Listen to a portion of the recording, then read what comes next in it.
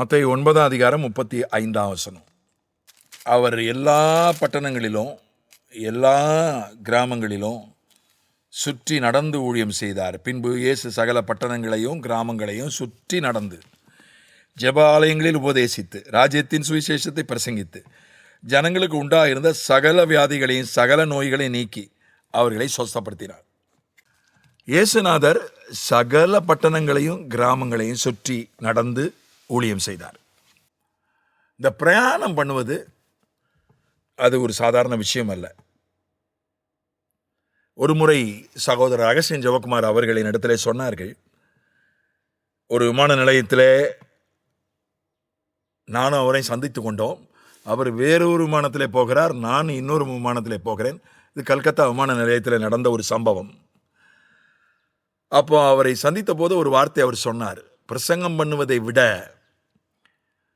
பிரயாணம் பண்ணுவதற்கு தான் 10 மடங்கு அதிக கிருபை தேவை என்று ஒரு வார்த்தை சொன்னார். ஏனால் அவர் சொல்வது நிச்சயமாக அது அர்த்தமுள்ளதாக இருக்கும். என்னை விட 100 மடங்கு அதிகமாய் பிரயாணம் செய்கிறவர், என்னை விட 18 மடங்கு அவர் வயது மூத்தவர். அதனால அவர் சொன்னால் அது சரியாகத்தான் இருக்கும். அதை நானும் அனுபவபூர்வமாக உணர்ந்திருக்கிறேன்.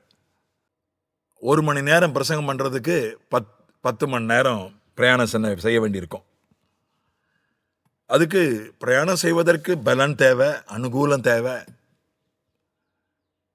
இயேசுநாதர் சகல பட்டணங்களையும் கிராமங்களையும் சுற்றி நடந்தார். அவர் ஒரு இடத்துல உட்கார்ந்துருக்கலாம். ஒரு இடத்துல உட்கார்ந்துக்கிட்டு, நான் இந்த ஊரில் இருக்கேன், இதான் என் அட்ரஸ் ஒரு விளம்பரம் பண்ணி என்கிட்ட வாங்க எல்லாரும், அதுவும் சொன்னார். வருத்தப்பட்டு பாரம் சுமக்கிறவர்களே நீங்கள் எல்லாரும் என்னிடத்தில் வாருங்கள் என்றும் சொன்னார். என்னிடத்தில் வாருங்கள் என்றும் அழைப்பு கொடுத்தார்.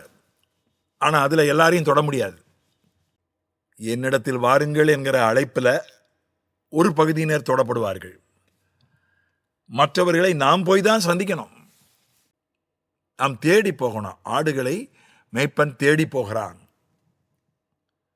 அவர் பரலோகத்திலே இருந்துக்கிட்டு எல்லாத்தையும் செஞ்சிருக்கலாம். ஆனால் இறங்கி வந்தார்.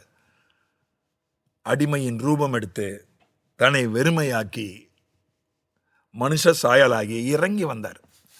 அதனால தான் எல்லாரையும் தொட முடிஞ்சது. இப்போ இதை இன்னொரு விதமாய் அப்போஸ்தலர் 10:38 சொல்கிறது. இயேசுவை தேவன் பரிசுத்த ஆவியினாலும் வல்லமையினாலும் அபிஷேகம் பண்ணினார். பிசாசின் வல்லமையில் அகப்பட்ட யாவரையும் குணமாக்கும்படி சுற்றி திரிந்தார். நன்மை செய்கிறவராயும் பிசாசின் வல்லமையில் அகப்பட்ட யாவரையும் குணமாக்குகிறவரும் சுற்றி திரிந்தார். இயேசுநாதர் சுற்றி திரிந்தார். எதுக்காக சுற்றி திரிந்தார்? யாவரையும் குணமாக்கும்படி சுற்றி திரிந்தார். அதனால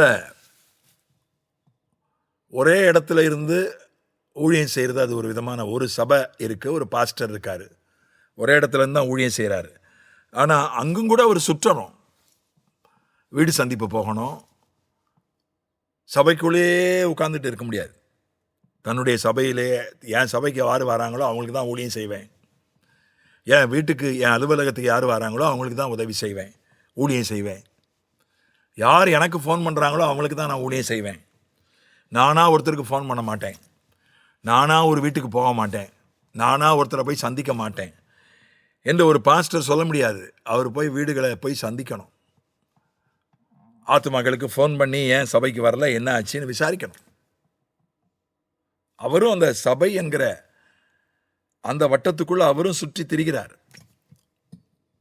சுவிசேஷகன் கேட்க வேண்டியதே இல்லை.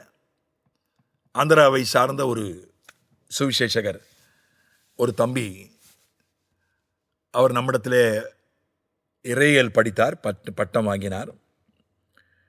அவருடைய ஊழிய திட்டங்களை, ஊழிய பிரயாணங்களை அவர் ஃபேஸ்புக்கில் அடிக்கடி போடுவார். பார்த்தீங்கன்னா அடிக்கடி வெளிநாட்டில் தான் இருப்பார். அவர் பார்த்தீங்கன்னா இந்தோனேஷியாவில் இருக்கிறேன்னுவார், மலேசியாவில் இருக்கிறேன்னுவார். அடிக்கடி வெளிநாட்டில் இருக்கிற அந்த, எனக்கு ஆச்சரியமாக இருக்கு. ஏன்னா அந்த தம்பிக்கு என்னுடைய மகன் வயசு தான். என்னுடைய ஒரு விதத்தில் என்னுடைய மகனுடைய நண்பர் தான். என் மகன் மூலமாகத்தான் எனக்கு அவரை தெரியும். இன்னொரு சகோதரர் என்னுடைய சீனியர் பாஸ்டருடைய சகோதரர். நான் 3 ஆண்டுகள் முதன்முறையாக முழுநேர ஊழியத்தில் ஒரு பாஸ்டர் இடத்துல தான் உதவி பாஸ்டராக இருந்தேன். 3 வருஷம் சென்னையில். அவருடைய சகோதரர் ஒரு நாளைக்கு ஒரு நாட்டில் இருப்பார். எனக்கு ஆச்சரியமாக இருக்கும். பிரயாணம் பண்ணிக்கிட்டே இருப்பார். உலகம் முழுசும் அவருடைய காரியங்கள் ஃபேஸ்புக்கில் வந்துட்டே இருக்கு. எனக்கு ஆச்சரியமாக இருக்கும். அந்த மனுஷன் எப்படி ஒரு நாளைக்கு ஒரு நாட்டுக்கு போகிறாரு, வானத்தில் பயணம் பண்ணிக்கிட்டே இருக்கிறாரு. எனக்கு ஆச்சரியமாக இருக்கும். சுவிசேஷகர்கள் அப்படி தான் இருப்பாங்க. பிரயாணம் பண்ணிக்கிட்டே இருப்பாங்க. கேட்க வேண்டியதே இல்லை. ஆனால் பாஸ்டர்ஸ் பார்த்தீங்கன்னா அது அந்த வட்டத்துக்குள்ளே, சபை விசுவாசிகள் அந்த வட்டத்துக்குள்ளே அவங்க பிரயாணம் பண்ணி. இப்போ பாருங்கள், கேரல் ரவுண்ட்ஸ் காலம். கேரல் ரவுண்ட்ஸ் எதுக்கு போகிறாங்க? உற்சாகப்படுத்த தான். இன்னொரு சபையில், உள்ளூரில் ஒரு சபை இருக்குது, அவங்க கேரல் ரவுண்ட்ஸ் போக மாட்டாங்க. கிறிஸ்மஸ் முடிஞ்ச உடனே ஒரு வேனில் 10 விசுவாசிகளை கூப்பிட்டுக்கிட்டு, 10-15 விசுவாசிகளை கூப்பிட்டுக்கிட்டு வீடு வீடாக போய் ஜெபம் பண்ணுவாங்க. புத்தாண்டு ஆசீர்வாத ஜெபம் பகலில் போவாங்க. ஏன்னா அவங்க கொள்கைப்படி அவங்க கேரல் ரவுண்ட்ஸ் போகிறதில்ல. அதை சரிக்கட்ட அவங்க என்ன பண்ணுறாங்க, கிறிஸ்மஸுக்கும் புது வருஷத்துக்கும் இடையில ஒரு குழுவாக போய் ஒவ்வொரு வீடாக போய் விசுவாசிகள் வீட்டுக்கு போய் அவங்களுக்கு ஜெபம் பண்ணி, பாட்டு பாடி, வேதம் வாசித்து ஜெபம் பண்ணி அவங்கள ஆசீர்வதித்து வாக்குத்தத்த அட்டைலாம் கொடுத்துட்டு வராங்க. ஒரு சபை தான், ஒரு சின்ன வட்டம் தான், ஒரு ஊர் 2 ஊர் தான். ஆனால் அதுக்குள்ளே போகிறாங்க, சுற்றி திரிகிறாங்க. இது ஊழியத்தினுடைய ஒரு முக்கியமான விஷயம். ஊழியம் மட்டும் இல்லை, ஒரு மனிதனுக்கு உதவி செய்வதற்கு சேவையினுடைய அடிப்படை தான். வீடு தேடி போவது, எங்கே நான் அந்த தேவைப்படுகிற நபர் இருக்கிறாரோ அந்த நபரை தேடி போவது. இப்போ எல்லாமே வீட்டுக்கு வருதுல்ல. எந்த ஒரு பொருளையும் ஆன்லைனில் ஆர்டர் பண்ணால் வீட்டுக்கு வந்துடுது. சாப்பாடு ஆன்லைனில் ஆர்டர் பண்ணால் வீட்டுக்கு வந்துடுது.